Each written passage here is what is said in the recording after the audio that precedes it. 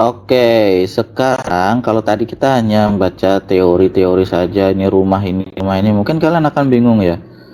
Nah, sekarang kita akan masuk bagaimana cara menggunakan mencari nilai trigonometri sudut-sudut yang tidak ada di tabel, yang itu sisi kuadrannya itu beda ya, bukan di kuadran satu. Oke, kita coba dulu ya. Kalau di kuadran satu gimana ya, bisa juga sih. Nah, yang pertama gini, misalnya kita mau menjawab kosinus 18 ya, nilainya berapa gitu. Kalau kosinus 18 ini ada rumusnya sebenarnya ya. Tapi oke, kita coba pakai cara yang lain ya. Ini kan 18 derajat. Ini letaknya di kuadran 1 ya. Jadi kita identifikasi dulu letaknya di kuadran 1. Oke.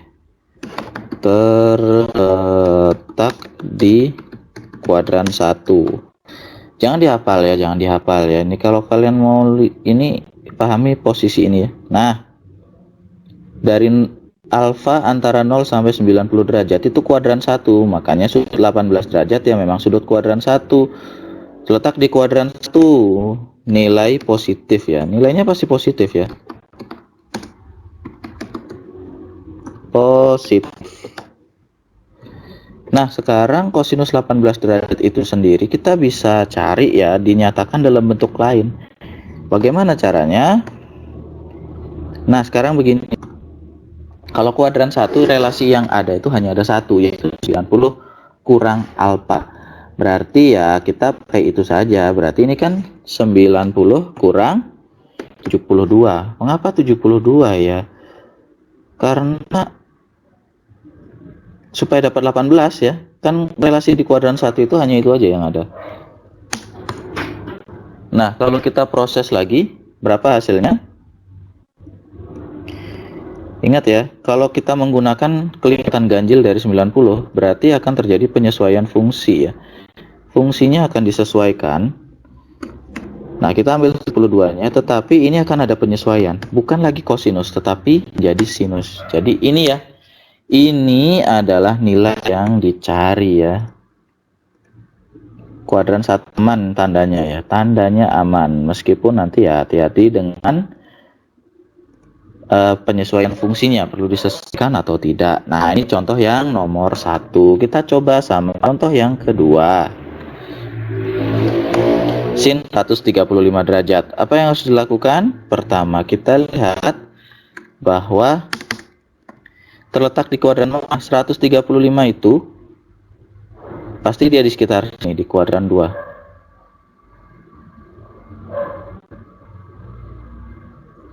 Antara 90 sampai 180 ya, kuadran 2 ini ya. Tidak dihafal ya, jangan dihafal. Kuadran 2 itu adalah rumah bagi sinus. Oke. Kuadran 2 nilai positif ya, karena dia sinus ya, sinus kuadran 2. Bagaimana cara mencarinya? Ini yang kita punya variasi ya. Ada beberapa cara. Cara yang pertama,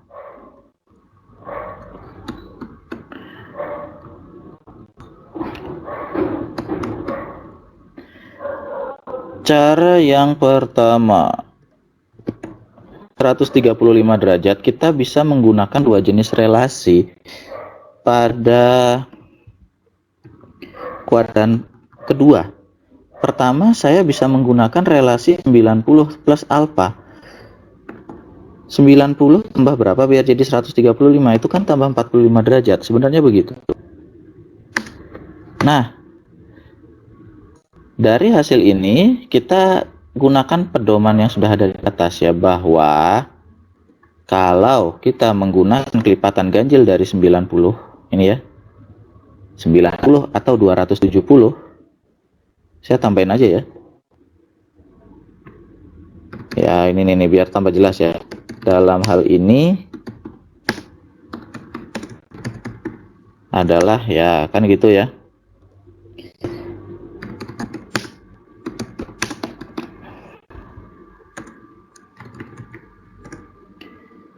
Nah, itu akan terjadi penyesuaian, sinus jadi kosinus, kosinus jadi sinus, dan seterusnya. Berarti kalau kita mau menggunakan ini akan berubah dia. Bukan lagi sinus, tetapi dia akan menjadi sinus. Nah, pertanyaannya sekarang, apakah bisa dicari di tabel? Kalau memang bisa dicari di tabel, ya kita cari saja nilainya ya. Berapa nilainya? Oke, kalau kalian lupa, silahkan nanti dicek di tabel ya. Nilainya adalah 1/2 akar 2. Setengah akar 2 ya. Sebentar, saya buatkan dulu. Akar 2.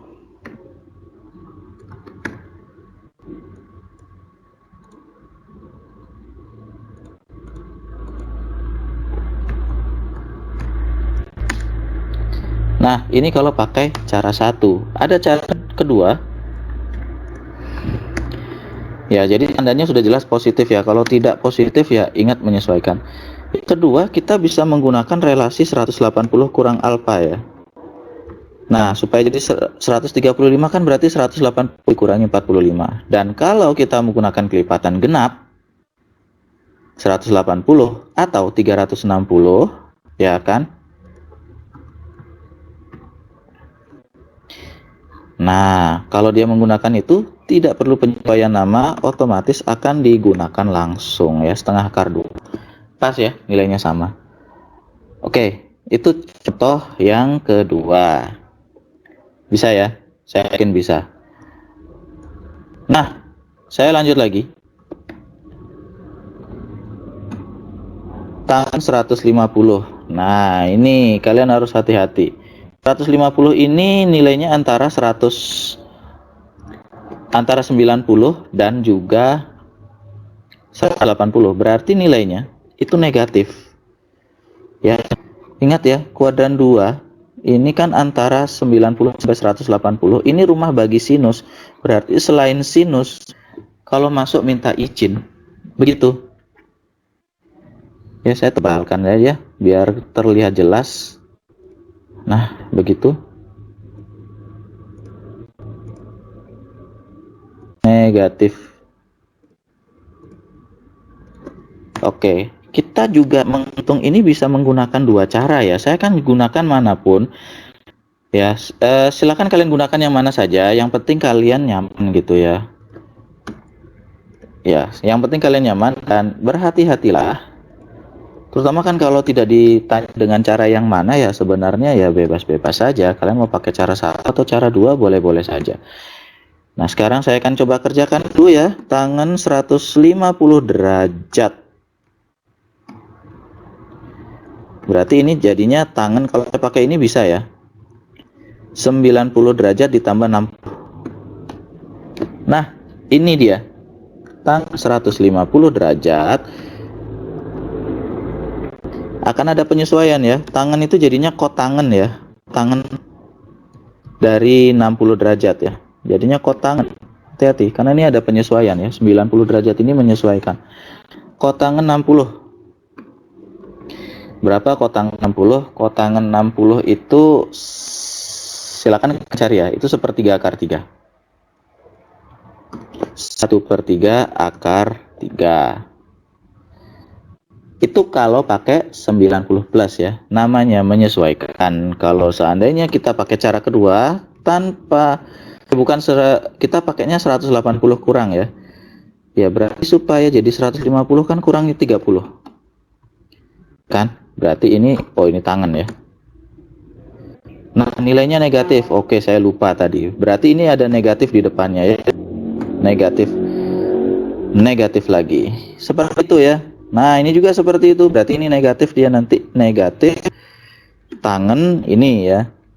Nah, kita lanjut lagi. Sama dengan negatif tangan 30. Tangan 30 berapa? Tangan 30 nilainya silahkan dicek 1/3 akar 3. Sama ya? Sama, harusnya sama. Termasuk tandanya juga. Oke? Bagaimana? Bisa ya? Saya harap kalian bisa. Contohkan lagi. Sinus 240 derajat ya. 240 derajat.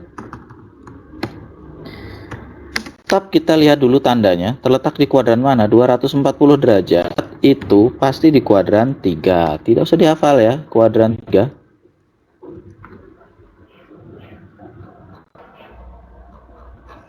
Kuadran 3 rumahnya siapa? Rumahnya tangan. Oke.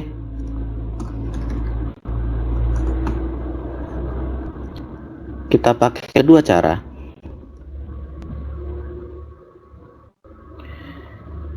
Nah, ini saya geser dulu ya, ternyata belum bergeser ya, saya pindahkan. Oke, ada dua cara yang bisa kita gunakan ya, sinus.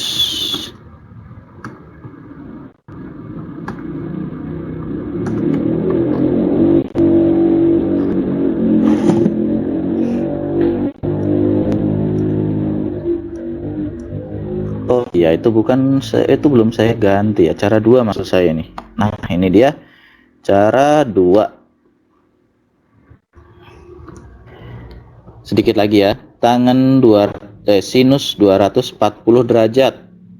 Sinus 240 derajat itu sama dengan ya, kita pakai yang ini ya, 270 kurang ya, 270 kurang ya, supaya jadi 240 kan kurang lagi 30,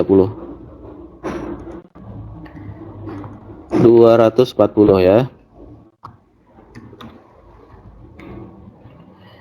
Nah, tapi hati-hati bahwa sinus itu akan menyesuaikan menjadi kosinus ya, kosinus dari 30 derajat. Berapakah nilai kosinus 30 derajat? Ya, kosinus 30 derajat itu setengah akar 3. Hati-hati ya, tandanya negatif ya. Nah, seperti itu. Cara kedua, kita gunakan relasi yang satunya ya. Saya pakai di sini 180 ya. Supaya jadi 240 kan berarti ditambah ya, tambah 60 derajat. Berarti ini 240. Ya, ini tetap ya, tandanya tetap negatif ya, sinus 60 derajat. Begitu. Berapakah sinus 60 derajat ya? 60 derajat itu 1/2 akar 3 dengan tanda, ingat tandanya negatif. Oke, ada yang ditanyakan dulu ya sampai di sini? Kalau tidak ada, saya lanjut lagi ya supaya tidak terlalu lama durasi videonya. Selanjutnya ini tangan 300. Nah, ini ya. Tinggal sedikit lagi kita selesai ya. Kuadran berapa dia? Ternyata dia ada di kuadran 4. Saya ambil sampel saja ya. Nah, 300 derajat ini kuadran 4 ya. Silahkan nanti kalian cek ya. Tangan di kuadran 4 itu nilainya negatif karena kuadran 4 itu rumah dari kosinus ya, bukan rumah dari tangan. Jadi tangan itu mau masuk ke kuadran 4 minta izin dulu. Ya, seperti itulah maksud saya ya. Nah, ini sebentar ya, numbering otomatis ya, auto numbering. Kita copy dulu, copy paste. Nah, tangan 300 saya gunakan dua cara. Pertama bisa pakai 270 plus ya, plus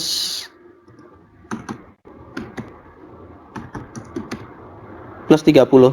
Berarti ini dia jadinya, hati-hati ya, jadinya kotangan ya, kotangan dari 30 derajat. Kotangan 30 derajat berapa? Silahkan kalian cari, nanti jawabannya pasti 1 akar 3 ya, 1/3 akar 3, 1 bagi 1/3 akar 3, hasilnya akar 3. Nah, ini cara yang pertama. Yang kedua, saya akan gunakan relasi yang satunya, yaitu 360 kurang ya, kurang 60 biar jadi 300. Berarti hasilnya nanti tandanya tetap negatif ya, tandanya tetap akan negatif. Negatif tangan 60. Berapakah tangan 60 ya? Tangan 60 kan akar 3, tandanya negatif. Nah, ini ya, dua-duanya memberikan jawaban yang sama. Jelas ya?